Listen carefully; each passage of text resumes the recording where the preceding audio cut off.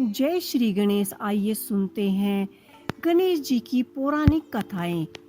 भगवान शिव के पुत्र गणेश जी का विवाह प्रजापति विश्वकर्मा की पुत्री रिद्धि और सिद्धि नाम की दो कन्याओं के साथ हुआ था। सिद्धि से समक्ष और रिद्धि में लाभ नाम के दो पुत्र हुए। लोक परंपरा में इन्हें ही शुभ और लाभ कहते हैं। गणेश जी का विवाह भी बड़े रोमांचक परिस्थितियों में हुआ था। उनका विवाह नहीं हो रहा था। इस विवाह की भी चर्चा सभी पुराणों में रोचक की गई है। भगवान गणेश जी को हिंदू धर्म में सर्वप्रथम पूजनीय देवता माना जाता है। कोई भी मंगल या शुभ कार्य करने के पूर्व उनका नाम लिया जाता है। इसके लिए बगैर कोई भी कार्य निविध तरीके से पूर्ण नहीं हो सकता। आइए जानते हैं उनके संबंध में 5 लोकप्रिय कथाएं। पहली कथा, पौराणिक कथाओं के अनुसार माता पार्वती ने पुत्र की प्राप्ति के लिए पूर्णिक नामक उपवास या व्रत किया था। इसी उपवास से चलते माता पार्वती को श्री गणेश जी पुत्र रूप में प्राप्त हुए। इस व्रत के लिए शिवजी ने इंद्र से प्रजापति वृक्ष देने को कहा, परंतु इंद्र ने इसके लिए इनकार कर दिया।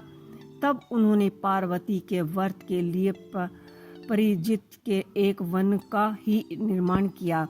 शिव महापुराण के अनुसार माता पार्वती को गणेश जी का निर्माण करने का विचार उन्हें कैसे सूझा, सखी जाय और विजय ने दिखाई दिया था।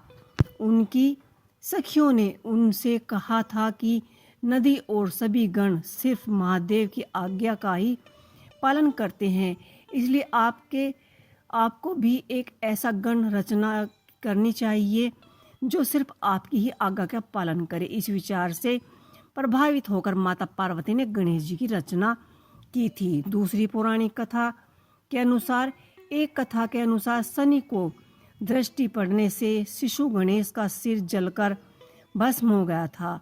इस पर दुखी पार्वती सती नहीं से ब्रह्मा जी ने कहा, जिसका सिर सर्वप्रथम मिले उसे गणेश जी के सिर पर लगा दो।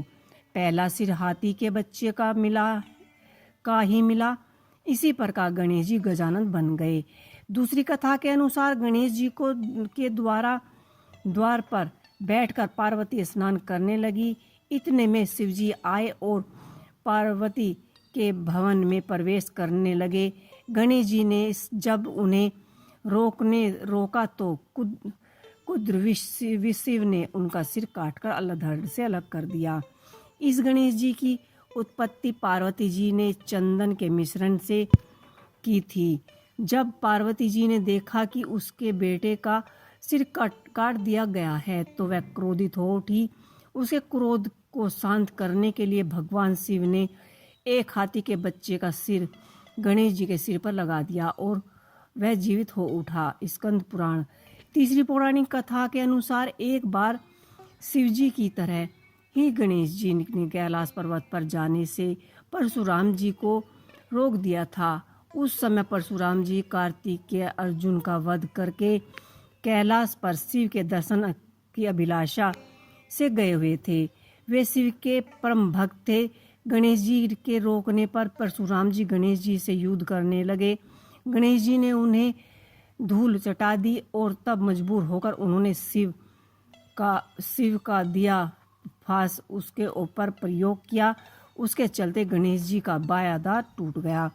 तभी से गणेश जी एकानंद कहलाए गए। एक और पुरानी कथाएं हैं। चौथी कथा, विष्णु भगवान जी का विवाह लक्ष्मी जी से संपन्न होने जा रहा था। सभी देवता को निमंत्रण भेजा गया, परंतु गणेश जी को निमंत्रण नहीं भेजा गया। भगवान विष्णु की बारात जाने के समय सभी देवता आपस में चर्चा करने लगे कि गणेश जी क्यों नहीं आए। फिर सभी ने विष्णु भगवान जी से पूछा तो उन्होंने कहा, हमने गणेश जी को नहीं, उनके पिताजी महादेव को न्योता भेजा है। यदि गणेश जी अपने पिताजी के साथ आना चाहें तो आ सकते हैं। कुछ ने लगे कि खाते में बहुत हैं, यदि खाते भी बहुत हैं, यदि आप भी जाएंगे तो उनके घर की रक्षा कौन कर बैठेगा। बाद में जब यह बात गणेश जी को पता चली तो उन्होंने अपने मूषक सेना आगे भेजकर मार्ग को भीतर से पोल करा दिया। तब बारात वहां से निकल नहीं पाई और रथों के पहिया धंस गए। लाख कोशिश करने पर भी पहिया नहीं निकले। सभी ने अपने अपने उपाय दिए परंतु पहिया बाहर नहीं निकले बल्कि जगह जगह से टूट गए। जिसकी समझ से में जो आया उसने वो किया। अब क्या किया जाए? तब नारद जी कहने लगे कि आप लोगों ने सर्वश्रेष्ठ गणेश जी का अपमान किया है। आपने उन्हें नहीं बुलाया है। यदि उन्हें मना कर लाया जाए तो संपूर्ण कार्य सिद्ध हो सकते हैं और यह संकट टल सकता है। फिर शंकर जी भगवान ने अपने दूत को भेजा और गणेश जी को बुलाकर लेकर आए और आदर के साथ सम्मान के साथ उनकी पूजा की। तब रथ के पहिया निकले। पांचवी कथा। पूर्व काल में पार्वती देवी को देवताओं से अमृत से तैयार किया हुआ एक दिव्य मोदक दिया। मोदक देखकर दोनों बालक कार्तिकेय तथा गणेश जी माता से मांगने लगे। तब माता ने मोदक के महत्व का वर्णन कर कहा कि मुझे में से जो धर्मचारण के द्वारा श्रेष्ठता प्राप्त करके सर्वप्रथम सभी तीर्थों का भ्रमण कर आएगा उसे ही यह मोदक मिलेगा।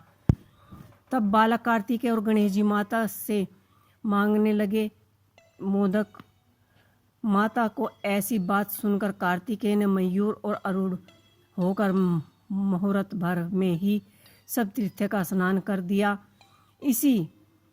इधर गणेश जी का वाहन मूषक होने के कारण वे तीर्थ भ्रमण में असमर्थ थे। तब गणेश जी श्रद्धा पूर्वक माता पिता की परिक्रमा करके पिताजी के सम्मुख खड़े हो गए। यदि देखें माता पार्वती जी ने कहा कि समस्त तीर्थ में किया हुआ स्नान, संपूर्ण देवताओं को किया हुआ नमस्कार, सब यज्ञों का अनुष्ठान तथा सब प्रकार के व्रत मंत्र योग संयम का पालन करने से ये सब साधन माता पिता की पूजन 16वें अंश के बराबर भी नहीं हो सकते। इसलिए यह गणेश जी सैकड़ों पुत्रों और सैकड़ों गुणों में बढ़कर हैं। अतः यह मोदक मैं गणेश जी को ही अर्पण करती हूँ। माता पिता की भक्ति के कारण इसी प्रत्येक यज्ञ में सबसे पहले गणेश जी को सर्वप्रथम पूजा जाता है। तो ये हमने आपको